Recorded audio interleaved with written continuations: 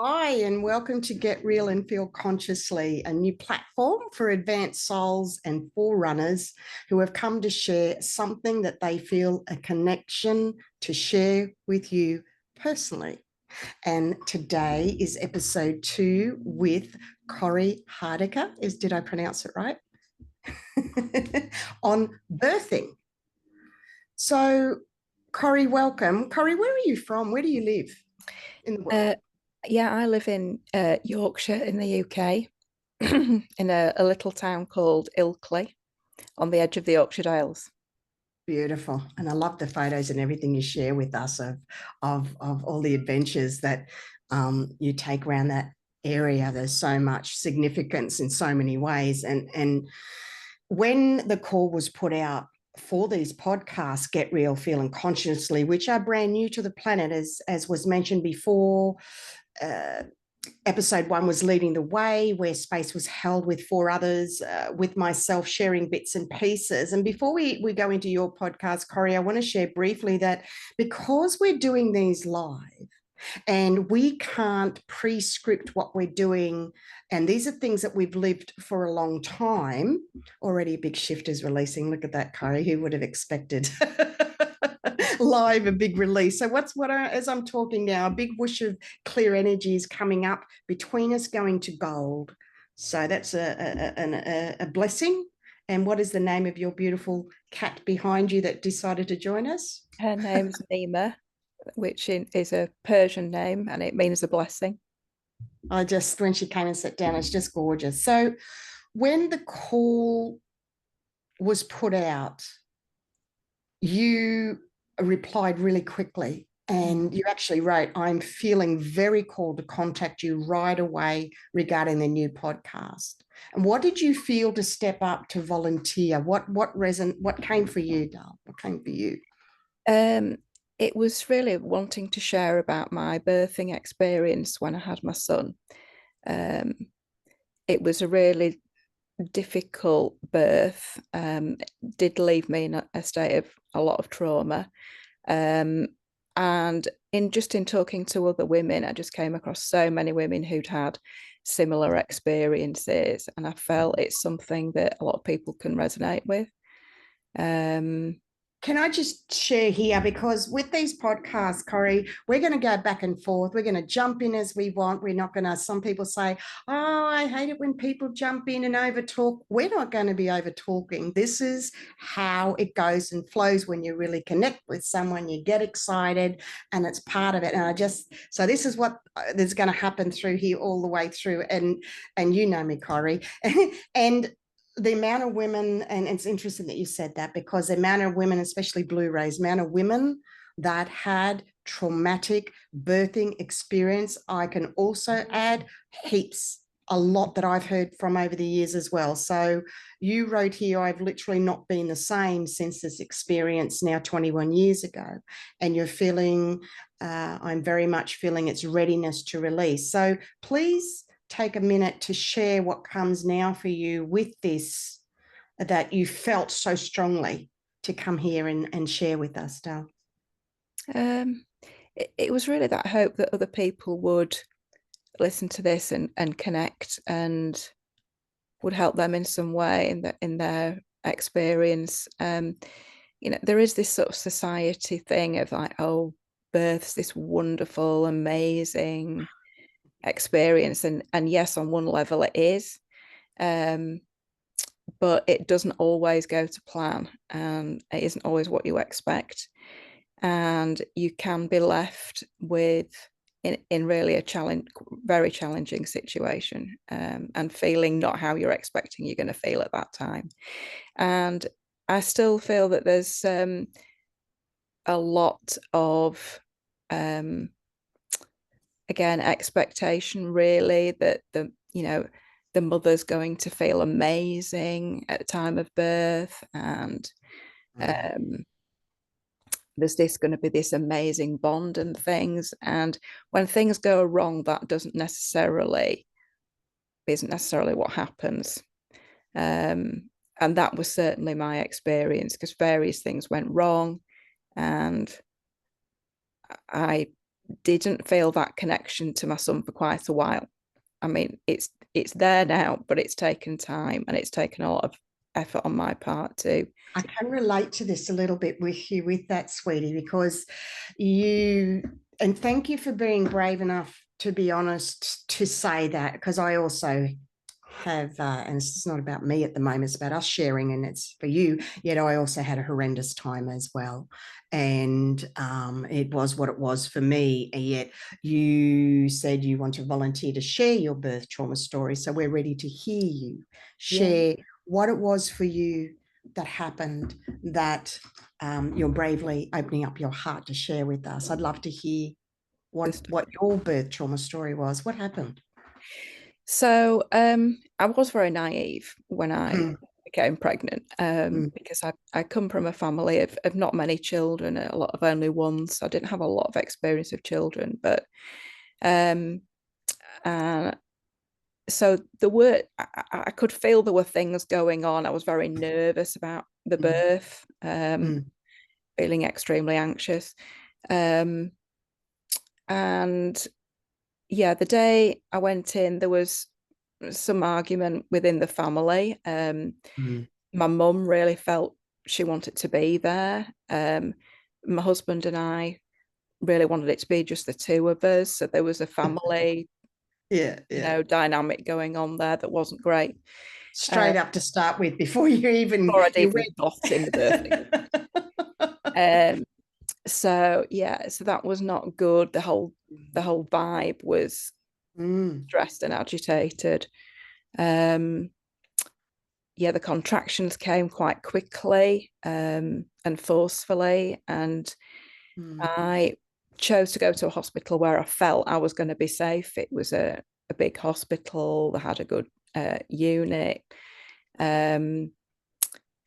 But when I got there, I was sort of overseen by a midwife who was really not careful with me. She insisted on doing an examination to see if my waters had broken, and I knew they already had. And she was so rough that it was extremely painful, and I did scream at the time. There was a junior midwife there with her, and I could tell by the reaction on her face she was really shocked that had happened. Your body uptook that trauma. I just want to pause a minute for you to honor that. Even that alone was, your body was already in trauma, and you're in such a vulnerable position, and yet being naive and trusting, like I can relate to that too. And I just want to highlight that trauma that your cells started uptaking straight away, sweetie. Keep going. Thank you. That was a very big thing. I could tell it was. And the contractions came very quickly. I tried my best to go through that. I couldn't. I ended up having an epidural. Again, it's quite frightening, isn't it? You don't really know what to expect as a new mum. You've never done this before. You're in a room with a lot of people coming in and out. It's a trust thing. You hand your trust. You're completely vulnerable, and you completely trust. And any gut feeling you don't know just doesn't come through as well, isn't it? Yeah. It's completely open, completely vulnerable right from the get-go. Your cells already were in that, and then you go into this phase. Keep going, sweetie. So I was in a room, and my mum was talking to my husband. He was trying to do his best to support me, but they were having some sort of argument on the phone. So I just felt very on my own with what was going on. You do end up basically with no clothes on, in a room with people coming in and out and all of that. I had my birth plan. I was very keen not to have an episiotomy. I said, if some things went wrong, let's not do that. That ended up actually being ignored. And I did end up having an episiotomy. So I'd had the epidural. It got to the point where my son was about to be delivered, and they wanted me to try and do the last bit of pushing, which I wanted to do. But somehow the angle of the bed where I was on was just it wasn't working. But I was Mm. finding it very difficult to speak, to get anything across at this point. And in the end, I kind of managed to get my husband's attention, to say that they were sort of had me too upright. I could barely breathe. I was struggling to breathe. And so eventually he realised, and they did lower the bed a bit, but it was too late. I did actually black out for a while. When I came to then, yeah, they were starting to get concerned basically that my son wasn't being delivered. So they'd ended up doing some tests on him, his head, as it was coming out. So they had a scalpel, and they were doing some tests on him. And then eventually they decided to do this episiotomy. He was delivered. But I remember feeling utterly broken at that point. It was like everything that I'd not wanted to happen had happened. Yeah, because of the episiotomy or everything, because you're blacking out. Everything. You pause then, and I'm like, I'll just hold space with you, because that was in relaying this back to us now. How is this feeling, you sharing this? All I can tell, I'm sort of holding my breath. It's that going back into that. Well, I think I had held my breath probably so long that I had probably blacked out. Yeah. Because I keep needing to take breaths as we're talking. Yeah. I keep needing to take breaths as you're recalling. So I just want us to take a breath as you're sharing this, so you can release through the cells as you're recalling it. Because it's, for those that don't realize, this is a really big deal to share the vulnerability, to share one's private birth story of your child like this. I know when I've shared my horror story, because it was like a horror story, it takes a lot, because you're feeling deeply emotionally as you're sharing, being brave enough to speak, to get real and feel consciously, so to speak, to voice, to heal, to share with others while you're releasing. Thank you for being so open and vulnerable, because what we're clearing right now is when you lost a bit of consciousness, that when you recall that you felt that, I felt that come through you right now. So I just want to take a moment and thank you for sharing that and release that shock. It's okay. You're through, you're here, you're releasing it now for you and your son, because we will be asking bits about your son, how this has affected him. I know this has affected me. It affected him. It has affected my son as well. Yeah, this is part of our journey. So I want to honor and thank you for what you've been sharing up to this point with us, because it is a big deal. Yeah. So the episiotomy, because they went against what you wanted, so you felt violated. Your body felt violated. I felt utterly violated and mutilated, actually, is what I felt afterwards. Yeah. Yeah. Yeah. And the can't remember the registrar, is it the registrar? Whoever was dealing with me at the time anyway, was sort of sewing me up, and I was trying to ask questions afterwards about it, and he was really quite offhand, and I gave up in the end, because I just thought, I'm just not going to get any answers from him. So after that, I was put on a ward with my son. So obviously not a Scooby-Doo of what I was doing, really, as a new mum. And can I just ask how old you were briefly? I was 30.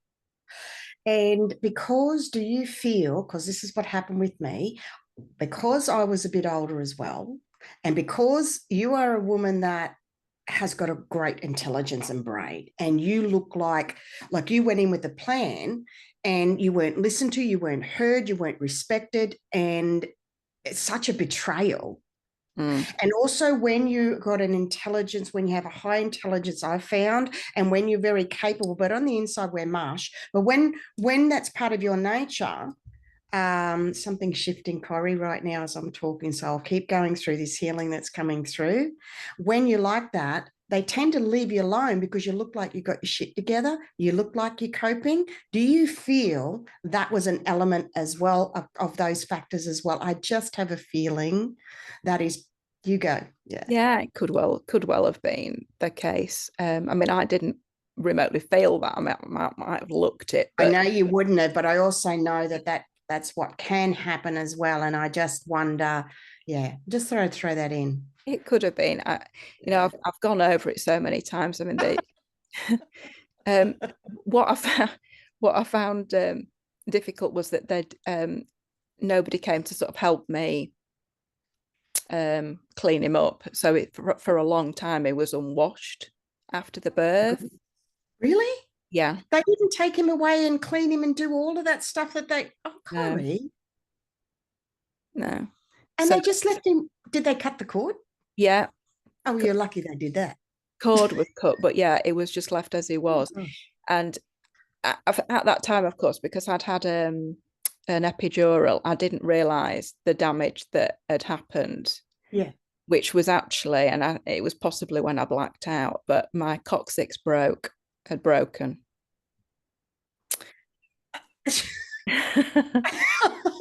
Okay. During this delivery. So, of course, as the epidural wore off, the pain was unbelievable. And I couldn't really walk, not well at all.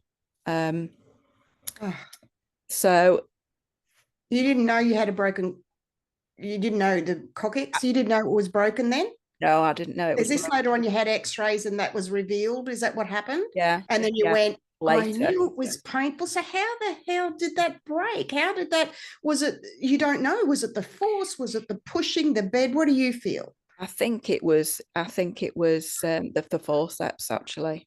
Yeah. The force, it will has to be, because the others don't make sense. No, so pulling him out with the forceps, I think that's what did it. But yeah, I didn't know. But that then caused obviously a lot of problems, because I didn't have a clue. I was so traumatized. I didn't have the words to express what was going on for myself, really. Because it's a new experience. How could you? Because you wouldn't have known as well. There was the whole birthing thing, and you keep going down. It was a bit like there was so much pain down there, but I didn't know if that was just normal pain after a birth or not, or whether there was more going on. So obviously came home, but I couldn't. I was just uncomfortable in every position. I ended up, the only place I could get any comfort was on a blow-up mattress. Yeah. And yeah, the midwives came and obviously checked me, and they did say you've got a lot of bruising, but nobody spotted what was going on. Yeah. So we kind of struggled through, but I was obviously not in a good space and not bonding with my son and trying to feed, but he was quite a reasonably big baby. He was 8 pounds for me, because I'm not that tall. And I just remember there were times when I was just I don't want him here, just take him away. I need my own space. Yeah. And it was on one of those occasions where my husband went, right, I'm really quite worried about you now, and then I started to feel unwell. Not well, in various ways. I started to feel unwell. Obviously there was the emotional side, but I was starting to feel physically unwell. And he ended up taking me to A&E, to another hospital, to get checked out, which they did. And then it transpired that I'd got an infection in the stitches. The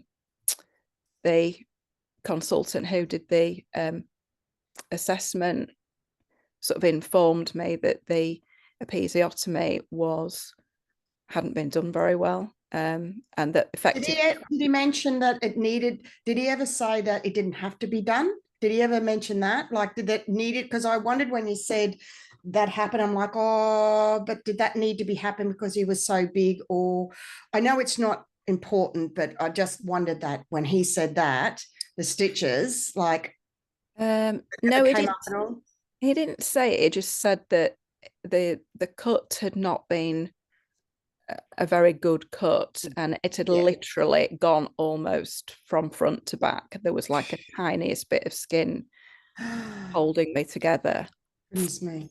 Um, so yeah, so then after that, to be fair, that hospital, they did look after me, and I did get some Wonderful. medication, some antibiotics, and started to Yeah. feel a little bit better, but I was still in a lot of pain. And at that point, they then sent me down this path of, okay, so what else is going on then now? And Fantastic. that's when I got the information about the coccyx and all of that. And it was, well, I could have an operation to correct it, but if I did that, I could end up on a colostomy bag Yeah. for life, which Yeah. at 30 was not what, just not what you No. want to hear, is it? So did they want it to naturally heal? So I Yeah. tried to let it naturally heal. They did give me some injections into it, steroid injections into it to try and help the inflammation. Mm. And I mean, you know, it's never been right though, and my mobility and stability and back has never been. So it's the perineum. Yeah. Yeah, that's huge because without going into too much detail, that's all that releasing, and there's a highly infective area down there, the front and the back passages. It's like, oh my goodness, you probably couldn't have into words what that means. We have to use our little imagination there, like all the time, constantly. Like that's a big deal. If Yeah. you just focus on that area below now, I mean, that's full on. And then the infection and everything, and then not bonding. I'm getting to ask, it keeps coming over and over and over. Did you ever write a letter to that other hospital? Did you ever, there's some, that spirit keeps bringing this up. So what is this? Yeah. Not taken away from what you were saying. Did you finish saying what you wanted to do with what you were saying about that little bit before we go? Is there Yes, anything you thank want you. to finish off? No, I did. I really regret not doing that. My mum did send a letter of complaint, actually. Okay. But I never got myself into a space to do that. And it is a big regret because over that time, I mean, I just never was in the right headspace. But I was just about to say, with the word regret, I just want to say I have a motto that is regrets aren't worth it energetically. yeah, It's toxic and it's poisonous. Now I hear what you're saying, and you keep going. I mean, it is what it is. So I've missed the boat now, but But you yeah, weren't able to. I just want to point out, I beautiful, you wasn't able to. actually. So I would love you and thank you for allowing me to let go of that regret energy right now.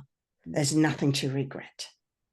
You weren't. Look at me with the military stuff I just did in my podcast. Okay, how come I didn't go earlier? I'm not going to beat myself up because, and I did, like you are over this. It's different circumstances, but the energies are the same. You were not able to at that time. You are now here, finally ready today. This is your letter. In these, I've got tears with you, with the voice to heal, birthing episode 2.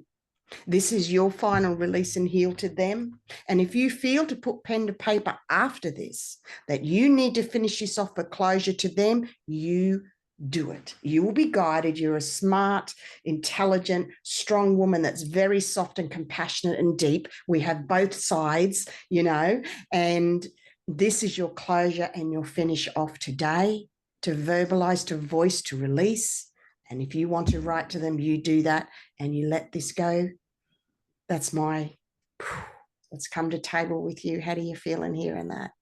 Yeah, that is very much how I feel about it. And I think when you sent you put the post about the voice to heal and does anybody want to, and that was it. It was like I had a huge push And it would not let me go until I'd sent that message to you, is all I can say. Yeah. And so, yes, I really felt that actually this is like a line drawn in the sand, if you like, about that experience. I'm actually feeling the spirit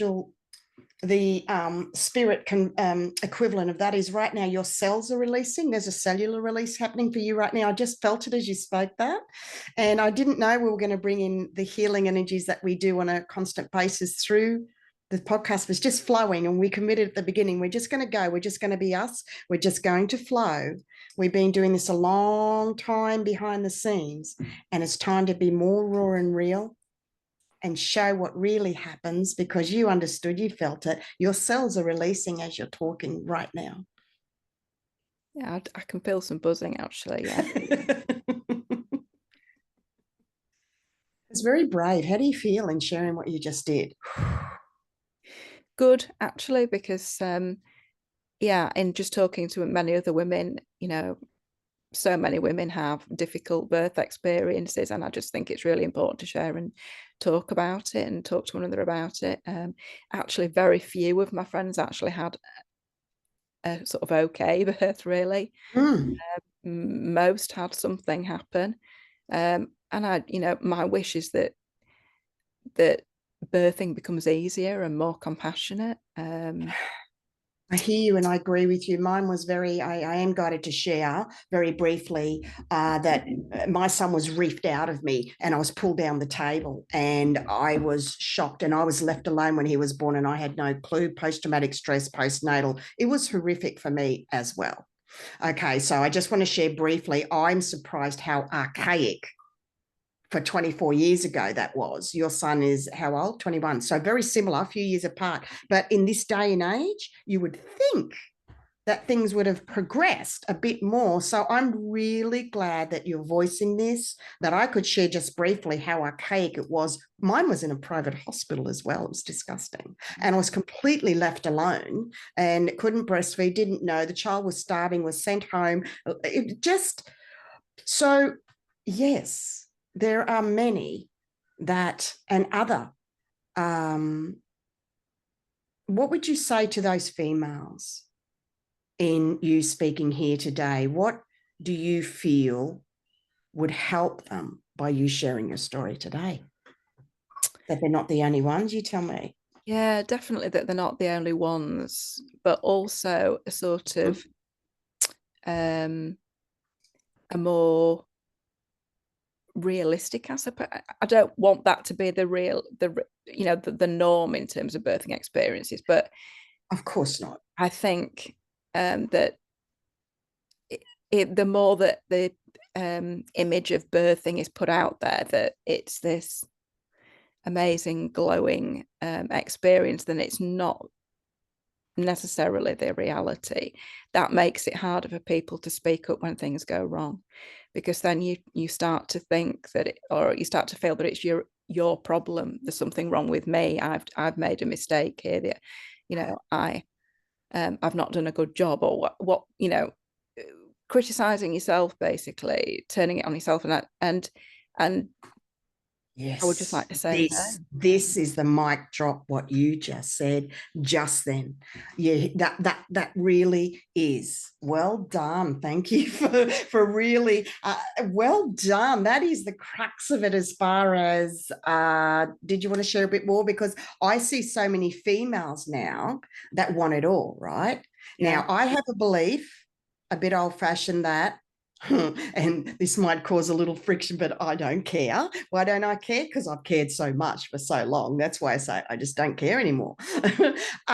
Is that the younger generation, and you don't have to be younger generation, but I'll just say younger females, they want to have the jobs, the fitness, the gym, the cook, the house, and the baby, and the job, and something has to give people.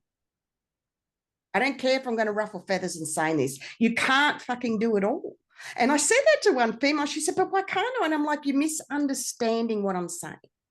We don't have enough energy to commit to all that. And as you said, it's not going to be this perfection every time. Yes, you will hear, I know I hear people that tell me they had a wonderful birth, they had delivery and the supportive partner and the families and everyone. I said, I am so happy for you that you got to have that experience. They're very few. Yeah, absolutely.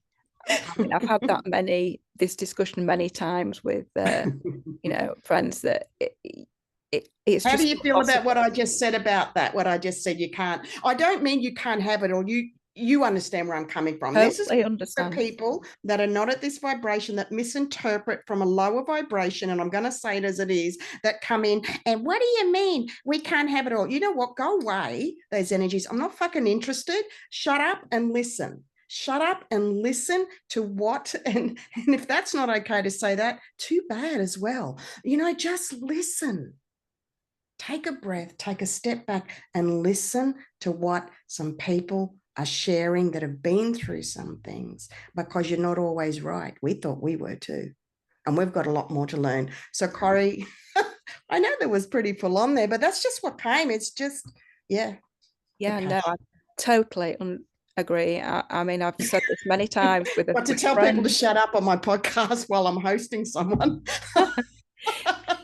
Well, we've it's our said the same. It's not just mine. Yeah. Effectively, the story that you're told that you can have all of this, it's a lie.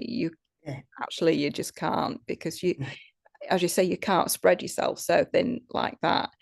And the people who look like they can do that, the celebrities and things, have an army of people behind them helping them do it, don't they?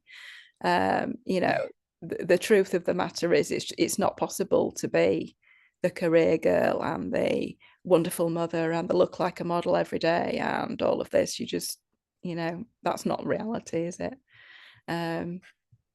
Good luck to those that do, and that can. Well, I mean, yeah, some things, but it's about not kidding yourself. It's about being honest and real with yourself. Some energy. My dad told me years ago on his deathbed when I told him I was pregnant. He said, "Good," and I said, why? And he said, because you can't have it all. He said, you want to be on your soapbox. And then I'm like, and he said it in a respectful way. And I'm like, and it sat with me for years. And I didn't want to hear it. And people won't want to hear it, but it's true. Yeah. And again, people say, but that's not your reality. You know what? Just take a breath. Just listen. Because when you grow and mature and you get a bit older, and we've got a long way to go yet too, we're still young, Corrie, I look back and I go, I used to think I knew it all too, and then what was I saying to you before we came in? I feel like such a novice at times still, not with what I know and I've lived, but, something's releasing here, Corrie. Is there anything else you wanted to share about that? That was, it surprised me. That outburst in saying all that for me. I don't normally, but I am going to let that run with the podcast. I said I was not going to change what was going to come. So there was something in the energy. So have you ever felt like that? Have you ever felt like just... Yeah. Yes, I have. I mean, I just agree with everything you said there, really. I mean, it's beautiful. It's not the way I have learned. I had to learn that for myself. I just couldn't. Things did have to give. And if you do try and do it all, something gives somewhere else. That's exactly right. Yeah. Not possible. Then I had to make choices about, okay, well, I'm not going to be able to do this job, or I need to reduce my hours, or I need to get some help in, or whatever. And being not as hard on yourself, basically, because being a mum's a big job on its own, a very big and important job. And I think we do kind of overlook that still. Yes, I like that. The most important. I like that you said that. I'm just like, oh my gosh, like, yes. And it's like, piece of cake, be a mum, have a baby, get up. No. And you're saying, hang on, it's not like that for everybody. And I agree with you. It's the biggest one is about giving yourself a hard time. And especially if you have perfectionism and inside of you, you've got that nature that likes to do things and have everything squared away. What's coming to share now, Corrie, also is, a lot of women I have seen, and this wasn't what you came to talk about women that are working and then have a baby also struggle because they want to do that. I've seen that happen over and over and over and over again. And I go, but you're a mum now. Like, did you really expect?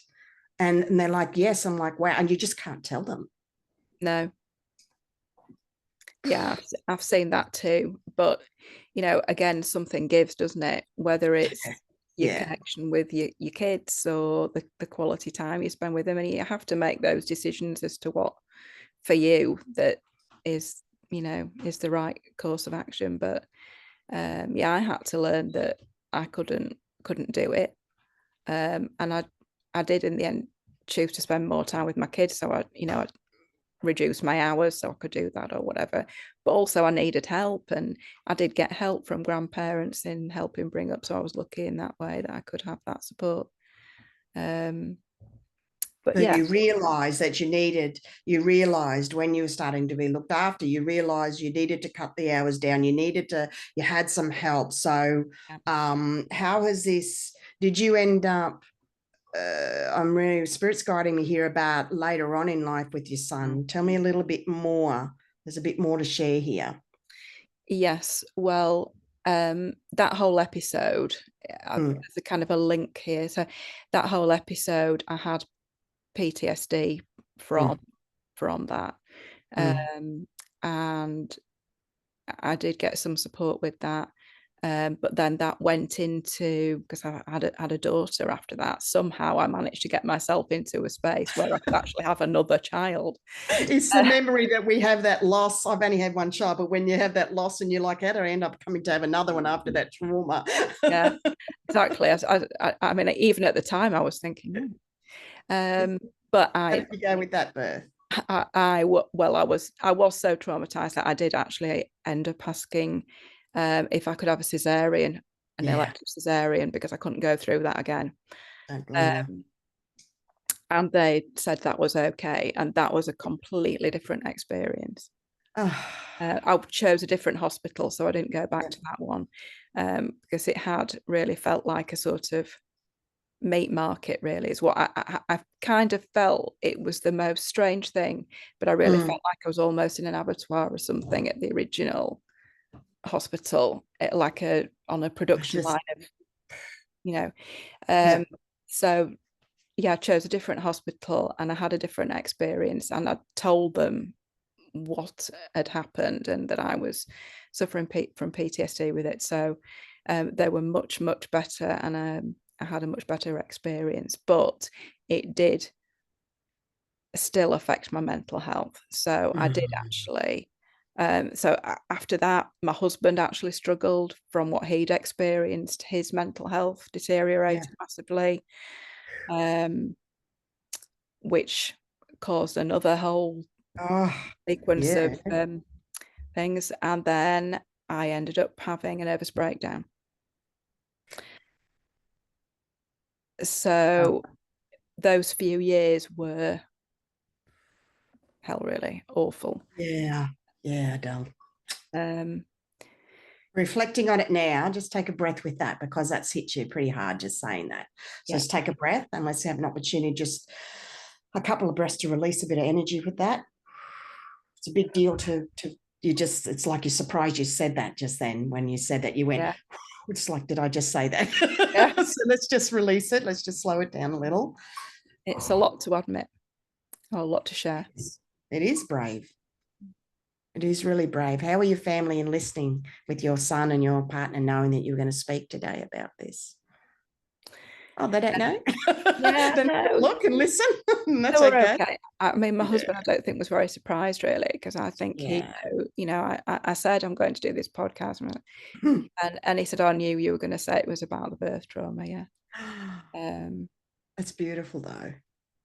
Yeah. Because it has just been such an enormous thing, and I would say it's actually what I know now. I look at reflecting back on it and where I'm at. It did actually start my healing process, though, even though.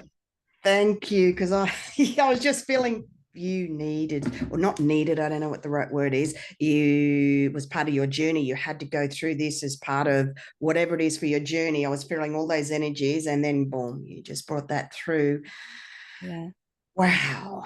And that's what I can acknowledge for myself now, you know. Yeah. That was part of and publicly, just quietly, and publicly.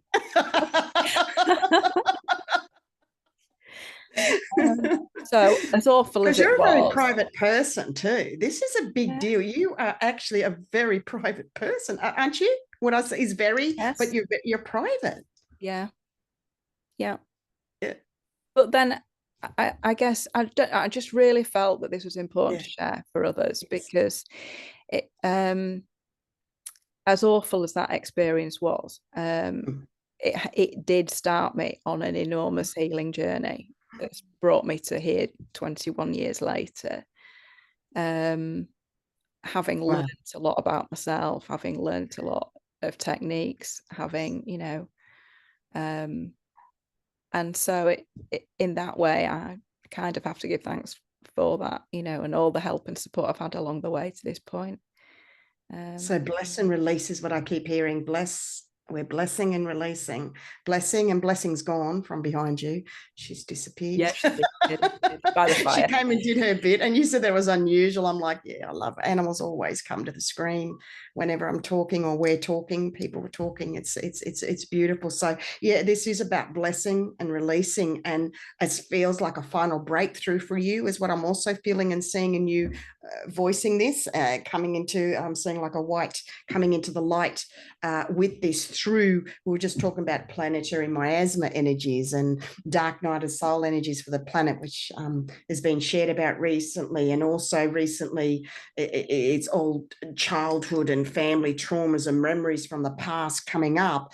And how could you relate to, because we're going to wind up soon, how could you relate to some of the sharings recently? Do you feel done, heard, and said right now? Is there anything else before we start winding up, talking about the update that we just shared about how you said, gosh, I can relate to what's happening with the planet, and we're talking here about exactly what's happening at the planet this time, because you are an advanced soul and forerunner. You have been behind the scenes for many years. You've been part of the private 144 New Earth Masters Facebook group that we have, that we do so much behind the scenes. So it is a big deal and a very big step to come here and for us to voice and share, and also leading the way.